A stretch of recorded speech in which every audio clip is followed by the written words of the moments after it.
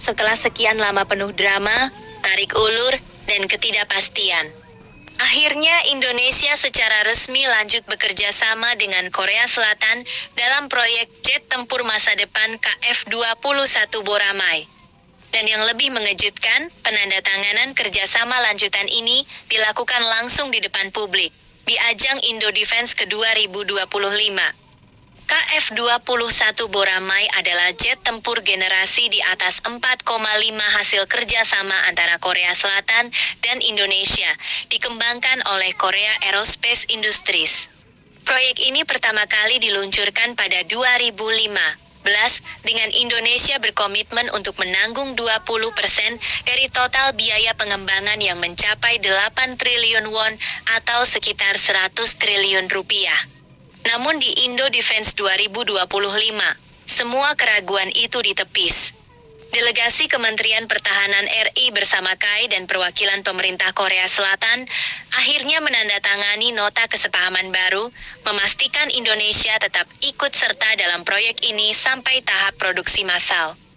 Lalu apa isi perjanjian baru yang ditandatangani di Indo Defense 2025 ini?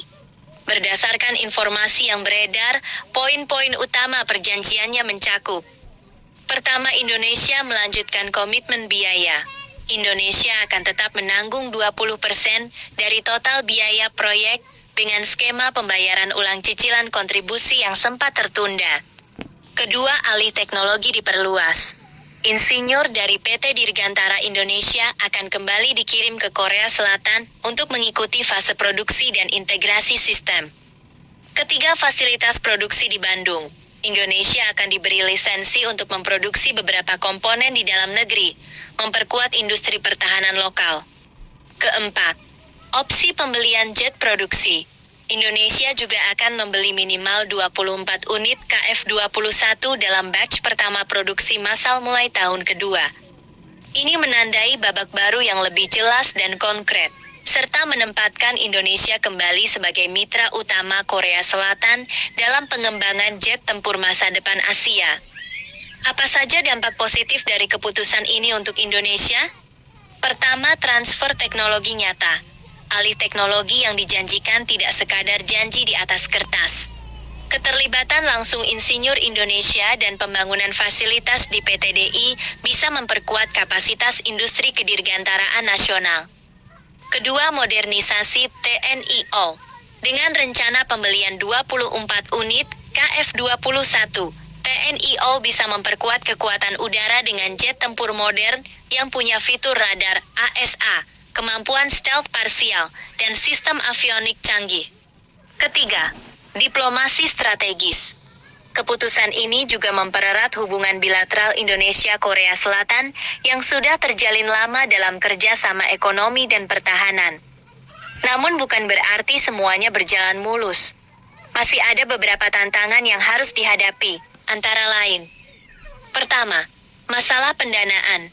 Indonesia harus disiplin dalam membayar kontribusi proyek agar tidak menimbulkan ketegangan seperti sebelumnya. Kedua, ketergantungan teknologi.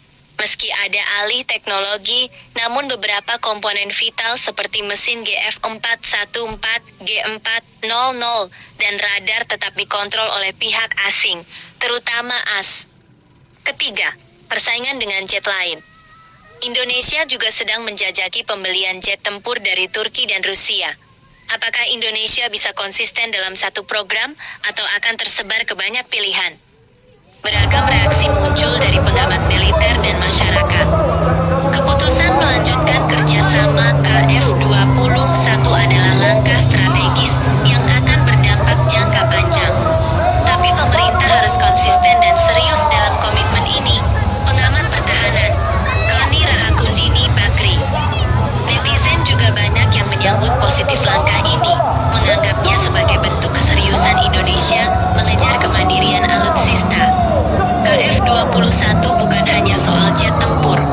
Ini adalah simbol dari ambisi Indonesia untuk naik kelas di dunia pertahanan dan industri dirgantara. Penandatanganan perjanjian di Indo Defense 2025 menunjukkan bahwa Indonesia tidak ingin hanya jadi pembeli